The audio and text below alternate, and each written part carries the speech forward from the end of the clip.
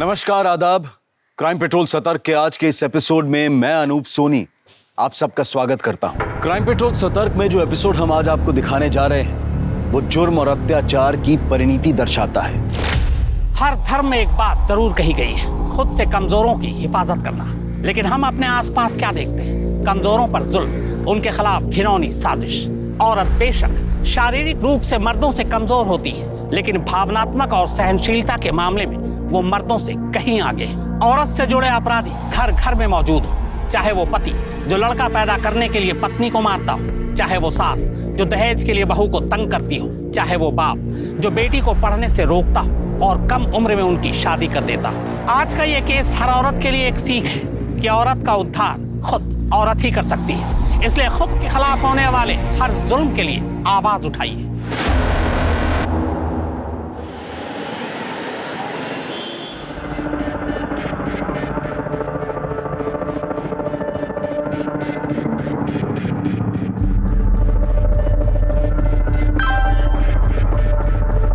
बाहर आ जाओ।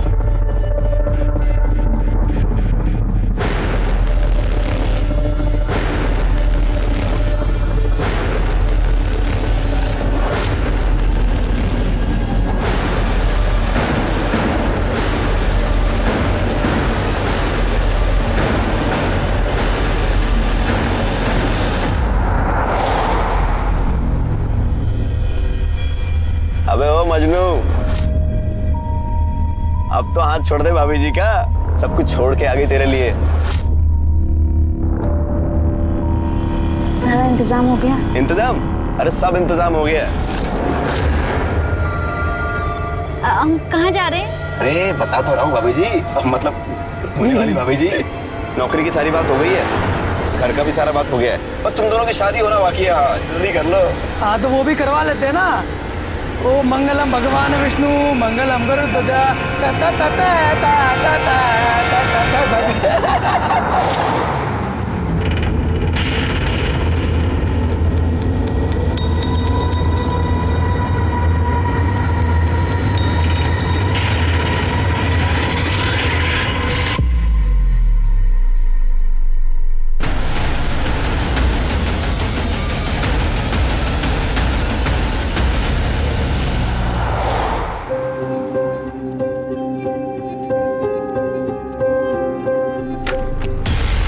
अच्छा देखो मैं तैयार हो गई हूँ। कैसे?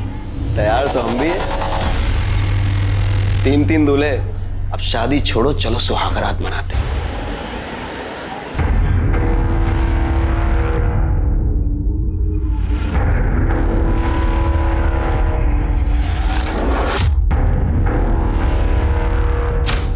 हाँ हाँ सब याद है। आ रहे हो ना? अरे हाँ बाबा, आ रहा हूँ मैं। हाँ बस निकल ही रहा हूँ।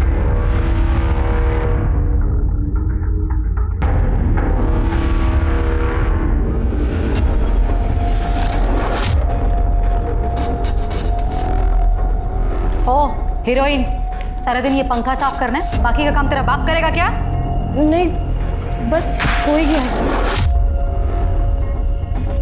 पैसे ले और सामान की लिस्ट। चल मार्केट जाके सामान लेके आ, और हाँ टाइम से आना वापस घर। कहाँ जा रहे हो तुम?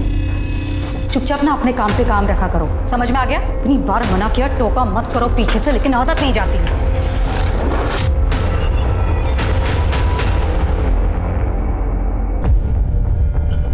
सर मेरा नाम दीपा कुलकर्णी है, मैं एक सोशल वर्कर हूँ। मुझे ये लड़की कल रात को अकेले रोड पर मिली। सर ये बहुत घबराई हुई थी, मदद मांग रही थी, और जब इसने मुझे अपने बारे में बताया तो मुझे लगा कि इसे पुलिस स्टेशन ही ले जाना चाहिए, और इसीलिए आज सुबह होते ही मैं इसे यहाँ ले आई हूँ। अच्छा किया आपने। नाम क्या बेटा तुम्हारा? सब हमारा नाम मोहिनी संथाल है। कहाँ की रहने वाली हो? झारखंड तरवा गांव से है। क्या हुआ तुम्हारे साथ?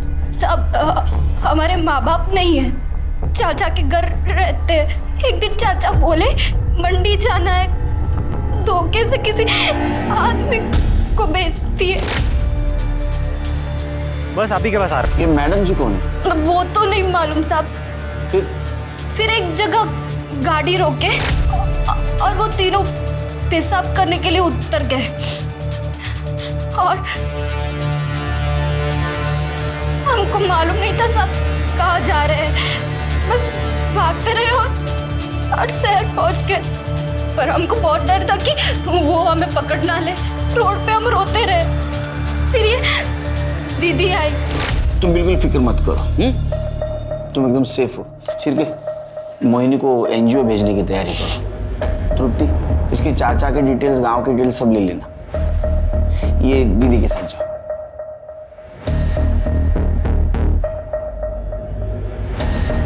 शिरके, मुझे लगता है गर्ल ट्रैफिकिंग का मामला है, लेकिन मैडम जी कौन हो सकती है?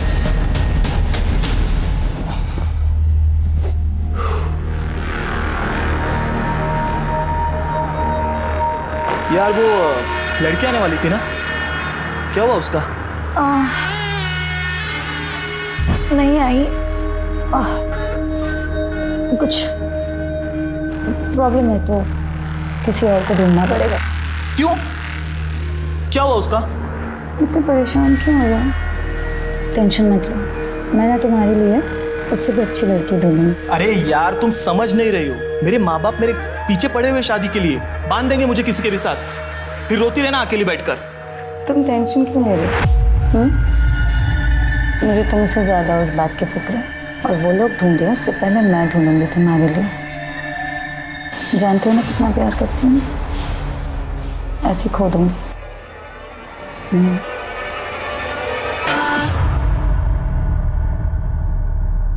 साहब 2 दिन हो गए, हमारी बेटी नमिता की कोई खबर नहीं। कहाँ है, किस हाल में है, हमें कुछ पता नहीं। झूठ क्यों बोल रही हो? सच क्यों नहीं बताती सर को कि लड़की भाग गई है तुम्हारी? हमारी लड़की उस लफंगे दीपक के साथ भागी है। तुम्हें पूरा यकीन है ये उसी लड़के के साथ भागी? हाँ सर, पूरा यकीन है उस लड़के के साथ ही भागी है। लड़का 2 दिन से गायब है, अपने घर पे नहीं है, और हमें नहीं पता था सर कि ट्यूशन पढ़ने जा रही है। हमें लगता था, लेकिन उसका तो चक्कर चल रहा था। ये गोल खिला रही है ये पढ़ाई लिखाई के नाम पर। इसकी पढ़ाई लिखाई बंद, अब ये कॉलेज नहीं जाएगी, नहीं जाएगी ये कॉलेज। कोई भी लड़का ढूंढो इसके लिए और शादी करो। इस घर में ज्यादा नहीं देखनी है मुझे ये लड़की। अरे सुनिए तो सही। 17 साल में शादी, पता है ना गैर कानूनी है। हाँ सर, पता है कि गैर कानूनी है, पर गरीब आदमी करे तो करे क्या सर? सब लोग तू कर रहे थे।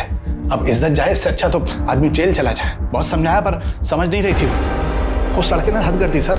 एक दिन तो हमारे घर ही आ गया था। आशिकी का भूत क्यों आया था? क्यों आया था?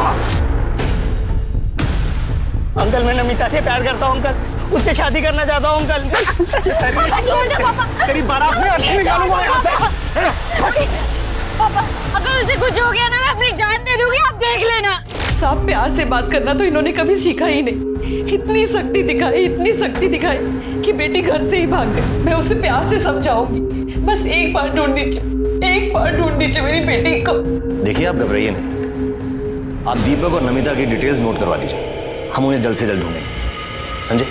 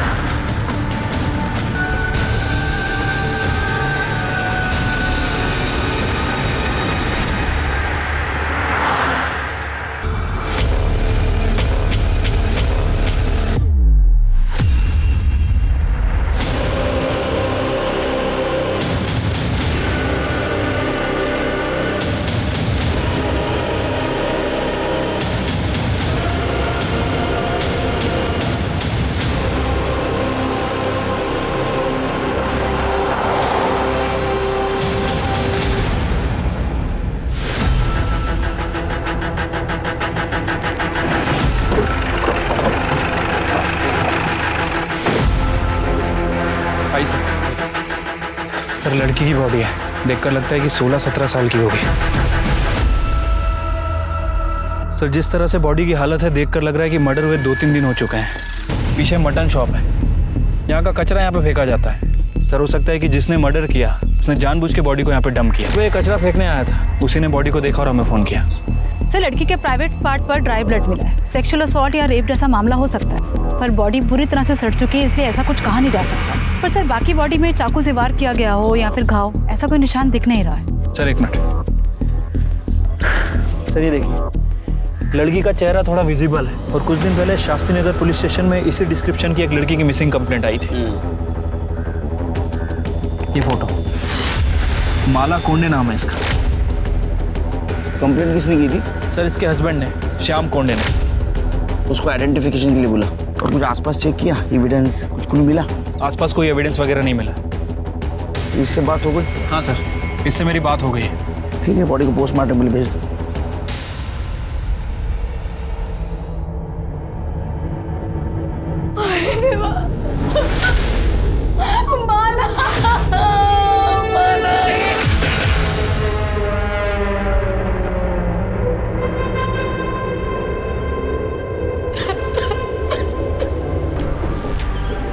माला मटन शॉप गई थी?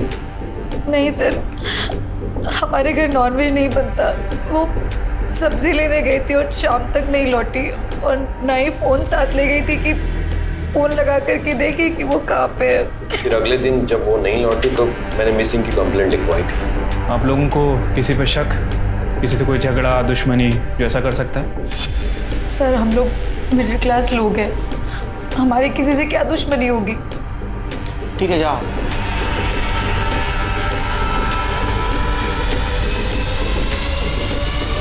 पूरा नाटक है सिर के।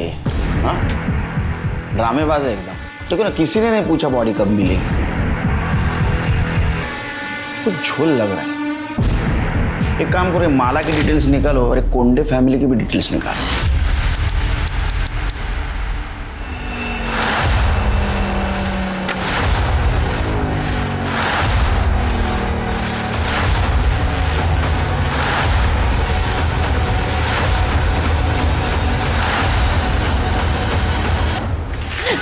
प्लीज मुझे यहाँ से जाने दो, मुझे यहाँ नहीं रहना। नौटंकी बंद कर अपनी, समझी? पकड़िए कपड़े, नहा धो के तैयार हो जाए।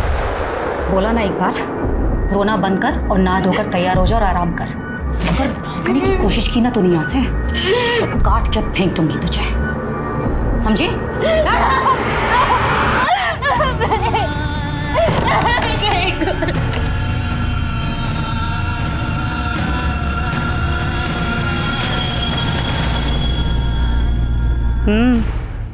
फोटो देखी?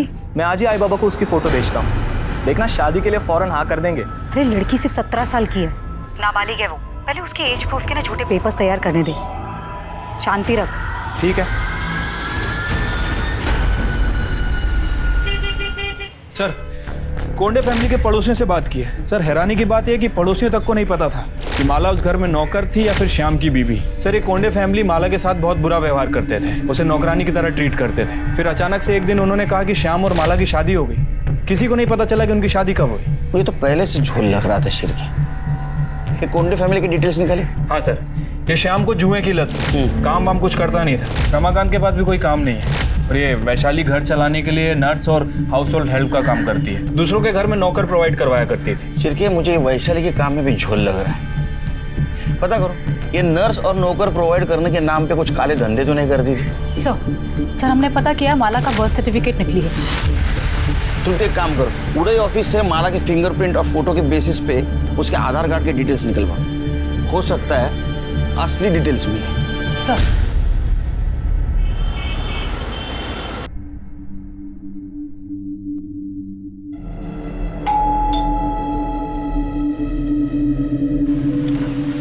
नमस्ते। नमस्ते आंटी।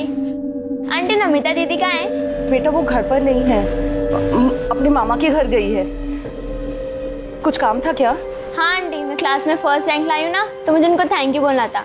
पर मम्मी वो तो घर पर ही नहीं है। कोई बात नहीं बेटा, तो आंटी को दे दे, आंटी नमिता दीदी को दे देगी। देखिएगा नमिता बहुत अच्छी टीचर बनेगी, उसकी तो जिंदगी सफल हो गई। चलिए हम निकलते हैं।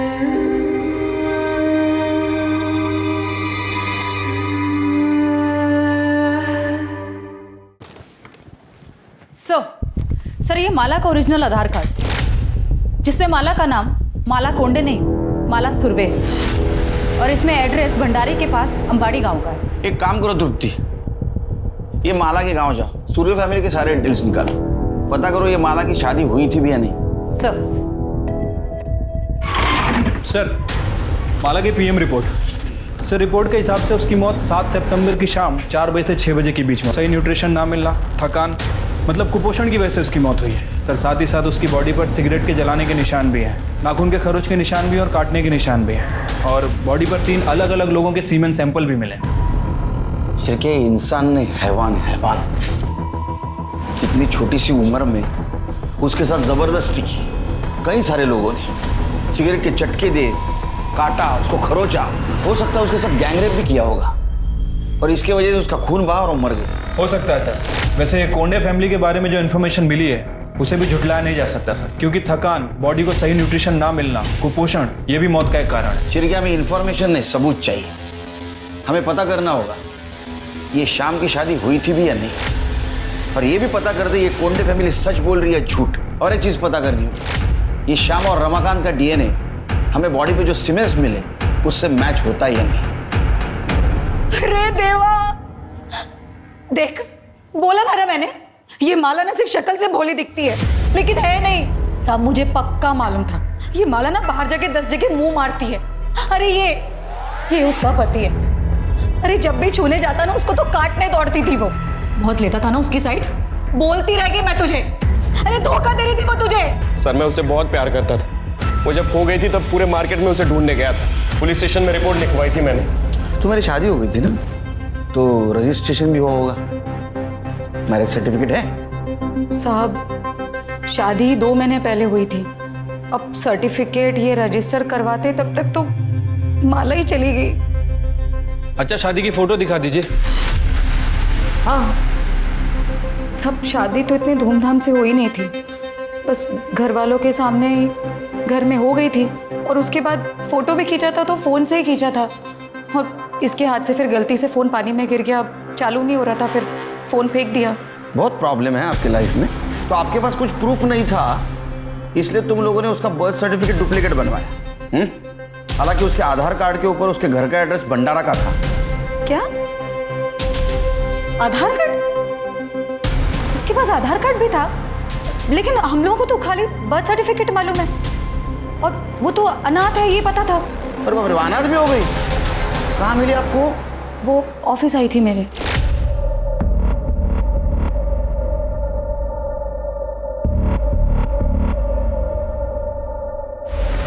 क्या है? इधर आओ। दीदी, मेरा नाम है माला, मैं अनाथ हूँ, मेरा कोई नहीं है। कोई काम मिल जाता तो। पढ़ी लिखी हो? ज़्यादा पढ़ी लिखी तो नहीं हूँ, पर झाड़ू पोछा कर सकती हूँ। ठीक है, आईडी में कुछ आधार कार्ड वगैरह कुछ है? फिर मैं देखती हूँ। आधार कार्ड तो नहीं है, पर हाँ जन्म प्रमाण पत्र है।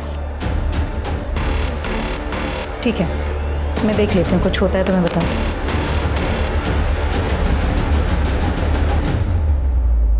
सर, माला की कहानी सुनकर मुझे उस पर तरस आ गया था। दिखने में भी ठीक ठाक थी वो, इसलिए मैंने वैनी से कहा कि आप ही पूछ लीजिए उसे कि अगर वो शादी करना चाहती है मुझसे। साहब, उसने भी मना नहीं किया, हाँ बोल दिया, तो मैंने शादी करवा दी।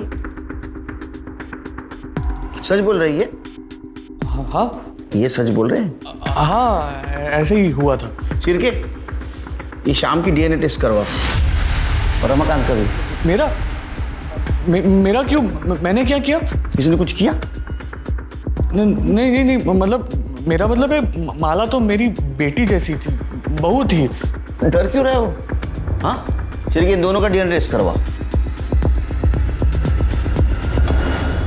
चिरके, ये कोंडे फैमिली का झोल है।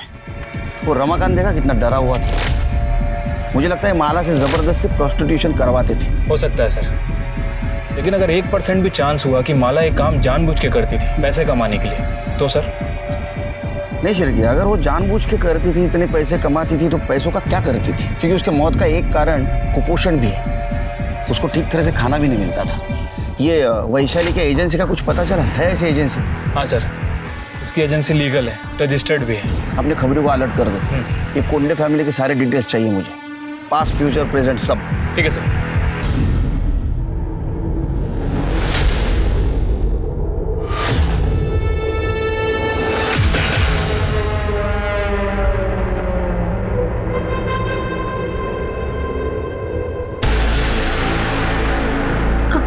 कौन हो तुम?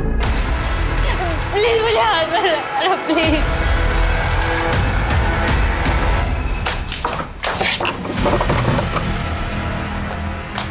मना किया था ना, बोला था ना दूर रहने के लिए। अरे पर क्यों? मेरी होने वाली बीवी हो यार। मुझे भी पता है कि होने वाली बीवी है तुम्हारी, हुई नहीं है, लेकिन तुम्हें भी अच्छी तरह पता होना चाहिए कि माला की मौत के बाद ना हम कितनी बड़ी मुश्किल में फंस चुके हैं। अरे पुलिस को शक हो गया है, दिन रात सवाल कर रही, जीना हराम कर रखा है हमारा, और उसके बाद तुम ये थोड़े टाइम दूर रहो इससे। अरे मेरे माँ बाबा मेरी शादी का सेहरा लेकर खड़े, करा देंगे मेरी शादी किसी के साथ, फिर हमारे बीच जो कुछ भी है ना सब भूल जाना।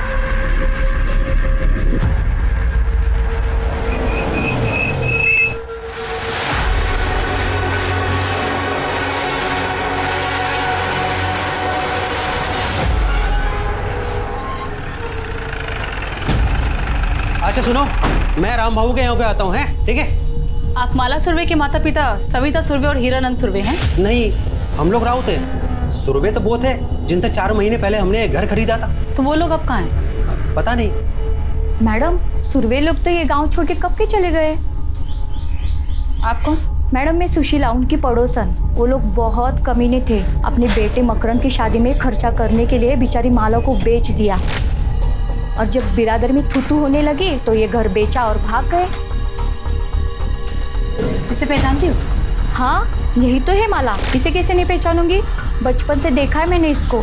तो सुरवे फैमिली कहाँ पे है? उनके बारे में कुछ जानती हो? माँ बाप का तो पता नहीं, पर सुना है मकरंद विट्ठल नगर में अपने ससुराल में घर जवाई बन के बैठा है। सर, घर बेचकर जाने के बाद माला के माता पिता को किसी ने गांव में नहीं देखा। मकरंद का भी यही कहना है कि वो अपने आखिरी दिनों में हरिद्वार चले गए। हरिद्वार पुण्य कमाने ने पाप धोने गए होंगे। सर, मकरंद का कहना है कि उसकी शादी के बाद से ही वो चले गए, और उसके बाद उसके साथ भी उसकी कोई बातचीत नहीं। सर, माला की बॉडी पे जो 3 लोगों के सीमेन मिले थे, उसकी डीएनए रिपोर्ट आ गई सर। उनमें से एक का डीएनए श्याम के डीएनए से मैच करता है। और दूसरे 2 रमाकांत की डीएनए रिपोर्ट? सर, रमाकांत का डीएनए सीमेन से मैच नहीं कर रहा है। मतलब कोंडे फैमिली माला के बारे में जो बोल रही थी वो सच हो सकता है, या ये भी हो सकता है कि उसके साथ किसी ने जबरदस्ती की या रेप। सर, दिल्ली से एक लड़की की पूछताछ आई है। कुछ दिन पहले वो अपने बॉयफ्रेंड के साथ घर से भाग गई थी। वो लड़की नागपुर में दिखाई दी। उसका नाम है नमिता सिंह। ये फोटो और उसकी उम्र 17 साल। शिरके, इसका लुकआउट नोटिस जारी करो, हो सकता है इसके बारे में किसी के पास इन्फॉर्मेशन हो। ठीक है सर। माला कोंडे उस माला सुरवे मर्डर केस सुलझने की बजाय उलझता ही जा रहा है। पुलिस ने माला का बैकग्राउंड तो चेक किया है, लेकिन कत्ल के मकसद को लेकर पुख्ता तौर पर कोई बयान देने से बच रही है। पोस्टमार्टम रिपोर्ट में एक्सेसिव सेक्स और टॉर्चर की बात कही गई है, रेप नहीं आया। तो क्या रेप इसलिए नहीं आया क्योंकि माला के अंदर रेप से स्ट्रगल करने की न तो ताकत बची थी और न ही जान? क्या वाकई माला देह व्यापार में शामिल थी और यही उसकी मौत की वजह बनी? अगर हाँ, तो फिर कातिल कौन है? उसका पति, ससुराल वाले, ये बाहर का कोई शख्स? माला के माँ बाप ने उसे किसके हाथों बेचा था? और क्या माला के कत्ल में उसके माँ बाप का हाथ भी शामिल हो सकता है?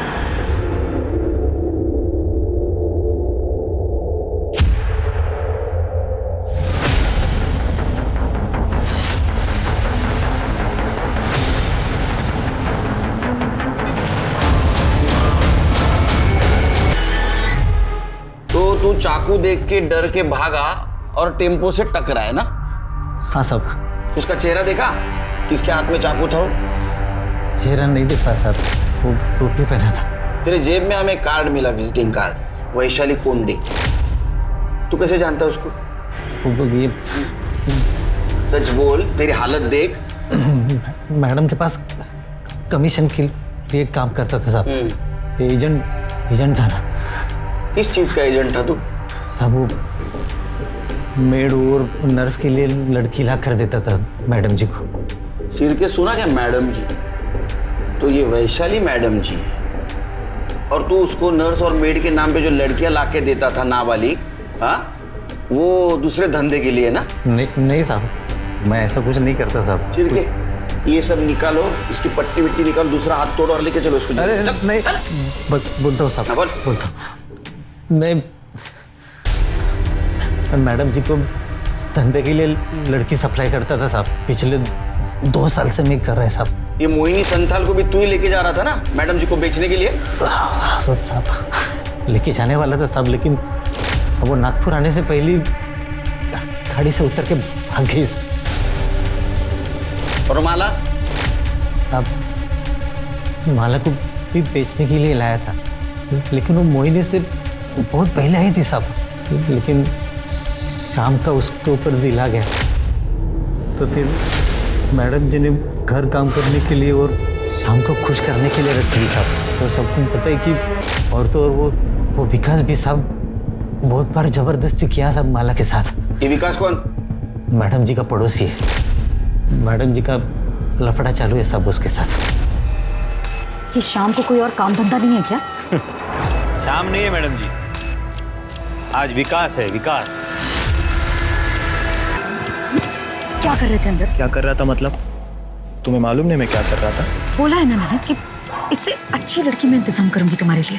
चुप, उसे रेप कहते, रेप। मालो किसने मारा? सब किसी ने नहीं मारा। वो तो उम्र में भी कम थी और कमजोर भी थी साहब। वो सब वो उसमें ही मर गई साहब। फिर साहब मैडम जी ने मेरे को बोला कि उसको ठिकाने लगाना है। मैं उसको मटन चौक के तरफ फेंक दिया साहब। साहब माला के बाद नमिता आ गई साहब। उसको उसके बॉयफ्रेंड ने प्यार के झांसे में घर से भगा के लेके आया था साहब बेचने के लिए। यही थी? हाँ साहब, वो मैडम जी इसको विकास को खुश करने के लिए रखा था, लेकिन इससे पहले विकास को खुश करता उसने देखा कि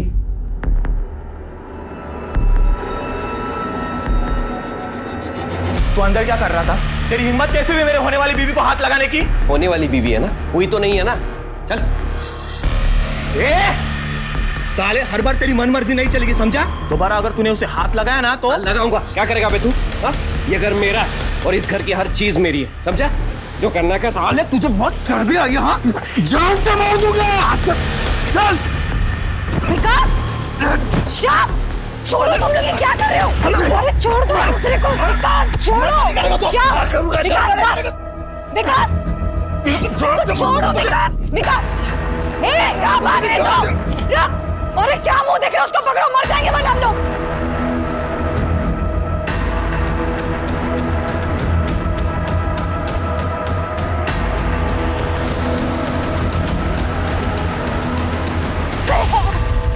भैया प्लीज बचा लो भैया।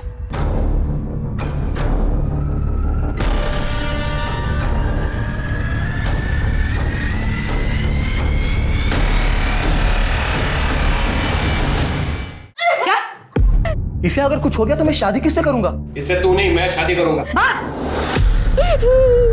दामोदर, चल निकाल सिक्का। आज ही फैसला करूंगी इसकी शादी का। अगर हेड आया तो श्याम की और अगर टेल आया तो विकास की। ये ऐसे कैसे बोल रहे हो तुम? मुंह खोला ना दोबारा तो उठा के सीधा श्याम को दे दूंगी। दामोदर,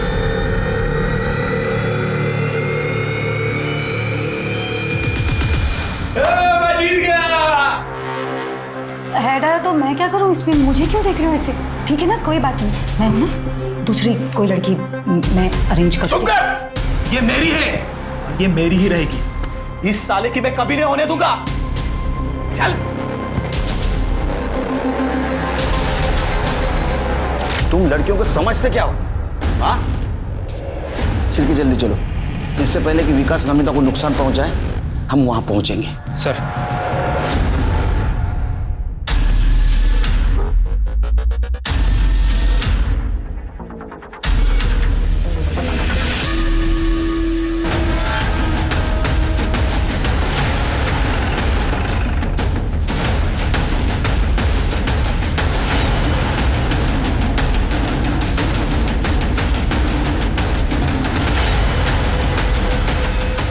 चेक करो।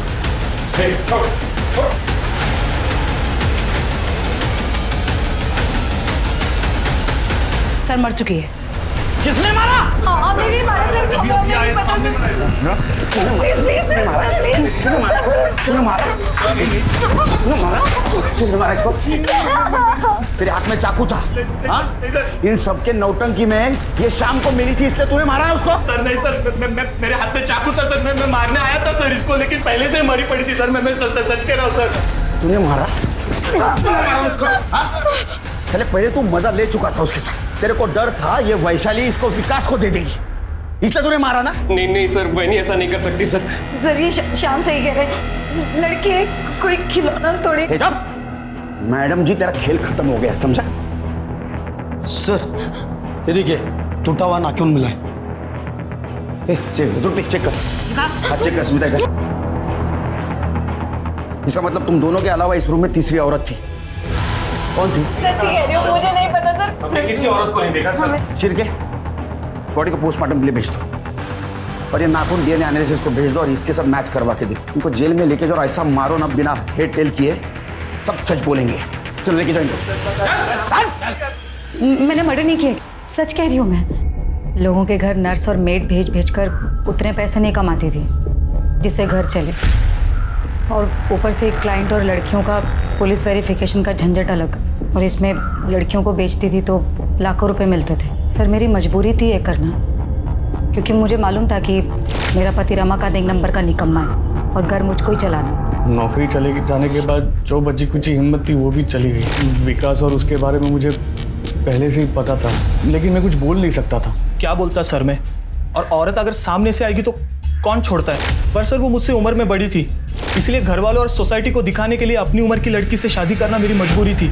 इसलिए वैशाली नमिता को मेरे लिए ढूंढ लाई थी। लेकिन जब मैंने पहली बार नमिता को देखा तो मेरा उस पर दिल आ गया सर, लेकिन उस साले शाम ने सब गड़बड़ कर दी। सर विकास को पता था कि माला मेरी है, फिर वो उससे मजे ले रहा था, और जब मैंने नमिता को हाथ लगाया तो मारने मरने पर उतर आया। वो कह रहा था कि वो मेरी होने वाली बीवी है, शादी करूंगा मैं उससे, जैसे कि उसको पता ही नहीं था कि शादी का सिर्फ नाम है। बहुत शरीफ बनने की कोशिश करता रहे तू, हमको सब पता है। उन जानवरों में से तू भी एक था ना? नहीं सर, सच में मैंने कुछ नहीं किया। मैं कसम खाकर कह रहा हूँ, मैंने कुछ नहीं किया। वैशाली तो जिन लड़कियों को लेकर आती थी उन लड़कियों पर मुझे तरस आता था। शुरू में थोड़ा बुरा लगता था, लेकिन इतना पैसा कमाने लग गई कि हर लड़की देखकर मुझे वो खरीदने और बेचने का सामान ही नजर आती थी। नमिता को किसने बेचा? उसके बॉयफ्रेंड दीपक ने? मुझे नहीं मालूम किसने बेचा, लेकिन दामोदर ने उसको दिल्ली के किन्हीं 3 लोगों से खरीदा था मेरे लिए। ह्यूमन ट्रैफिकिंग पहले प्रोस्टिट्यूशन के लिए किया जाता था, लेकिन शर्म की बात यह है कि अब शादी के लिए दुल्हन तक खरीदी जा रही। ये चलन बढ़ रहा है, और इसके बढ़ने की एक वजह यह भी है कि जनसंख्या में लड़के और लड़की के अनुपात के बीच में फर्क है। ये नतीजा बेटे और बेटियों में फर्क का है। यही वजह है कि बहुत सारी जगहों पर बेटियों को पैदा होते ही मार दिया जाता है। हरियाणा से ये चलन शुरू हुआ, लेकिन कई राज्यों में अब ये चलन बढ़ गया है। अगर ये चलन ऐसे ही चलता रहा तो न सिर्फ ये देश के लिए घातक होगा, बल्कि लड़के और लड़कियों के बीच जो फर्क है उसका फासला और भी बढ़ेगा। सर माला की बॉडी पर बाकी जिन 2 आदमियों के सीमेंट मिले थे, उनका डीएनए विकास और दामोदर से मैच करता है। वो तो होना ही था शिरकी, क्योंकि दोनों ने कन्फेस भी कर लिया था ना, माला के साथ उन्होंने रेप किया है। सर हॉस्पिटल से फोन आया था, कल रात दामोदर की हॉस्पिटल में मौत हो गई। शिरकी दामोदर का जिस जगह एक्सीडेंट हुआ वहाँ सीसीटीवी के देखो। ठीक है सर। सर एक और बात, नमिता की बॉडी के पास जो नाखून मिला है, डीएनए रिपोर्ट से पता चला है कि वो नाखून किसी औरत का नहीं बल्कि वो आदमी का है। हो सकता है सर, बहुत सारे आदमी लोग अपनी छोटी उंगली का नाखून बढ़ा के रखते हैं, उसमें नेल पेंट वगैरह लगाते हैं। इसका मतलब शिरके उस कमरे में श्याम और विकास के अलावा तीसरा आदमी भी था जिसने नमिता का मर्डर किया। शिरके एक काम करो, एक कोंडे हाउस के आसपास जितने भी मोबाइल टावर्स हैं वहां से पता करो कि उस एरिया में उस वक्त कितने मोबाइल एक्टिव थे, और ये दामोदर का जिस बार के बाहर एक्सीडेंट हुआ वहां का भी मोबाइल डाटा रिकवर करवाओ। सर हमने कोंडे हाउस दोबारा सर्च किया, जिस कमरे में नमिता की लाश मिली थी उस कमरे के बाहर एक ब्रेसलेट मिला।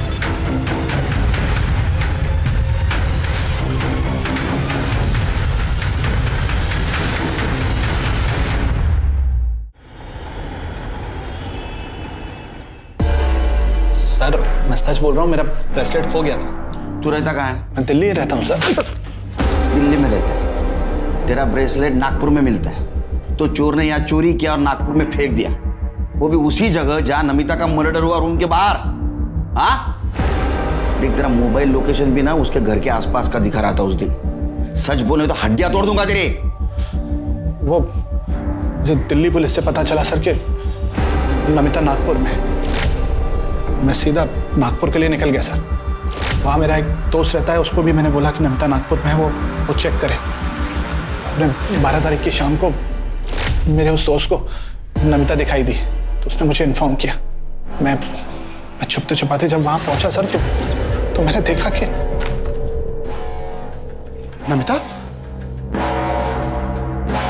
हे बेटा, नमिता, नमिता, क्या हुआ तुझे? नमिता, किसने किया ये सब? बोल। नहीं मेरे बच्चे। दरवाजे से टकराकर मेरा ब्रेसलेट वहां गिर गया था। बाद में पुलिस की गाड़ी आई तो मुझे वहां से भागना पड़ा सर। मैं डर गया था, मुझे लगा अगर पुलिस मुझे नमिता के पास देखेगी तो मुझ पर ही शक करेगी। शक नहीं, हमें यकीन है, सिर्फ साबित करना बाकी है। जहां मर्डर हुआ वहां एक नाखून मिला, तू भाग रहा था ना, उसी वक्त तेरा नाखून टूट के वहां गिरा था। चिर के इसको नागपुर ले चलो, मर्डर स्पॉट पे जो नाखून मिला था ना, उसे इसका डीएनए मैच करवा। अगर वो मैच हो गया ना बेटा, तो तेरी तो विकेट गई। हाँ? महेंद्र सलाखों के पीछे था, जबकि दीपक को उसी के दोस्तों ने मरने के लिए रेलवे ट्रैक पर छोड़ दिया था। हालांकि पुलिस को अब तक उसकी लाश नहीं मिली थी। इस सब के बीच पुलिस ये भी पता लगाने की कोशिश कर रही थी कि दामोदर और वैशाली के अलावा ह्यूमन ट्रैफिकिंग और देह व्यापार में अलग अलग राज्यों के बीच कौन कौन और कितने लोग इन्वॉल्व थे। तभी एक और हैरान करने वाली खबर सामने आई। रिपोर्ट के मुताबिक नमिता के कमरे में मिला टूटा हुआ नाखून महेंद्र का नहीं था। तो कौन हो सकता था जो उस दिन आउट हाउस में नमिता तक पहुंचा और उसका मर्डर करके फरार हो गया? सर जिस बार के बाहर दामोदर पर हमला हुआ, हमने वहाँ का डम डाटा चेक किया। 3 नंबर मिले, एक दामोदर का, दूसरा गाड़ी वाले का और तीसरा दिल्ली का है। और यही नंबर मर्डर के वक्त नमिता के घर के पास भी एक्टिव था। किसका नंबर? सर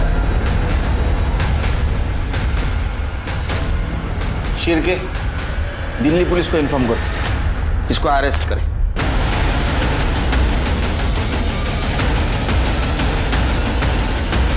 नमिता को बेच के तेरा मन नहीं भरा तो उसको मारने पहुंचा और मार भी दिया?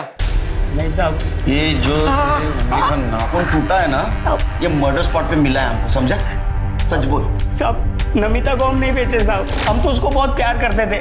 अरे जिंदगी थी वो हमारी, लेकिन हमसे एक गलती हुई साहब कि वो मुकेश जैसी दोस्त पे हम विश्वास कर लिया और उससे मदद मांगे साहब। जिस दिन हमारी शादी थी साहब, वो हमको नशीली चाय पिला के, जाओ दूल्हे राजा को पटरी पर फेंक के आओ, इसके बाद दुल्हन के साथ सुहागरात मनाते हैं। हमको मार के वो अधमरा करके पटरी पे मरने के लिए भेज दिया साहब। वो तो आखिरी वक्त पे एक आदमी ने हमको बचा लिया, और जब हम वापस नमिता को ढूंढने के लिए उस जगह पे पहुंचे तो नमिता कहाँ है? बोल, कहाँ बेचा? बोल। मुझे एड्रेस नहीं पता, लेकिन मैडम को जिस आदमी को बेचा है तो उसको मैं जानता हूँ। जब हम नागपुर पहुंचे और दामोदर को फ़ोन किया तो पहले वो हमारा फ़ोन नहीं उठाया, लेकिन बाद में वो हमारा फ़ोन उठाया साहब, और हम उसको झांसा दिए कि हमें लड़की चाहिए। वो बोला लड़की है, फलाना बार में पहुंच जाओ। हम साहब वहाँ पहुँच गए, लेकिन वहाँ देखा तो बहुत सारे लोग थे साहब, लेकिन हमको मुकेश उसका हुलिया बताया था, हम उसको पहचान गए। और जैसे हम चाकू निकाल के उसके गर्दन पे रखे और नमिता के बारे में पूछे, सब वो कुछ बिना बोले ही भागने लग गया वहाँ से और जाके एक गाड़ी से टकरा गया साहब। हम फिर गए उसके पास और चाकू दिखा के फिर नमिता के बारे में पूछे। वो बताया साहब कि नमिता कहाँ है, किस कमरे में, और उस कमरे की चाबी उसके जेब में थी। हम उस जेब से उसकी चाबी निकाल ली और उसका फ़ोन भी निकाल लिए, और रास्ते में जाके उसका फ़ोन तोड़ के फेंक दिए साहब, ताकि वो हमारे बारे में किसी को इन्फॉर्म ना कर सके। और हम जैसे ही नमिता के पास पहुँचे, नमिता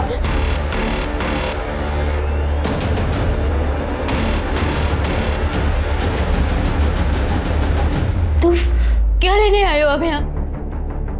देखने आए हो मैं जिंदा हूँ या मर गई? या फिर तुम्हारे 3 दोस्तों ने मेरे साथ क्या किया? मेरे पापा ठीक कहते थे, तुम 1 नंबर के घटिया आदमी हो। तुम मुझे क्या, तुम अपनी माँ बहन किसी को भी भेज सकते हो, पता है तुम्हें? अरे नहीं बेचा मैंने तुम्हें यार, नहीं बेचा है। तुमने सिर्फ मुझे नहीं, मेरे जैसे पता नहीं कितनी मासूम लड़कियों को बेचा होगा। तुम्हें और तुम्हारे उन 4 दोस्तों को मैं छोड़ूंगी नहीं, मैं मार दूंगी तुम्हें। कब पता नहीं गुस्से में हम उसको चाकू मार दिए साहब। हम तो नमिता को ढूंढ के उसको बचाने के लिए गए थे, लेकिन साहब इन्हीं हाथों से हमने उसको मार डाला साहब, इन्हीं हाथों से मार डाला। चल अब नागपुर जेल में संतरा खिलाता हूँ तेरे को। साहब, सभ्यता की शुरुआत से लेकर आज तक प्रोस्टिट्यूशन और ह्यूमन ट्रैफिकिंग चलती आ रही। इसका मतलब यह हुआ कि बेशक हमने चाहे जितनी भी तरक्की कर ली हो, लेकिन औरतों के बारे में हमारी सोच नहीं बदली। औरतों की इस दशा के लिए न सिर्फ उसे खरीदने और बेचने वाले, बल्कि घर वाले, पति, बाप, बेटा, भाई और समाज के ठेकेदार सभी जिम्मेदार हैं। जब तक औरतों को मर्द खरीदते रहेंगे, उसे बेचने वाले पैदा होते रहेंगे। अब मैं अनूप सोनी आपसे विदा लेता हूं। फिर मुलाकात होगी क्राइम पेट्रोल सतर्क में एक और नए केस के साथ और उस पर हमारे एक्सपर्ट के विश्लेषण के साथ। तब तक अपना और अपने परिवार का ख्याल रखें, सतर्क रहें, सुरक्षित रहें और देखते रहें क्राइम पेट्रोल सतर्क। जय हिंद।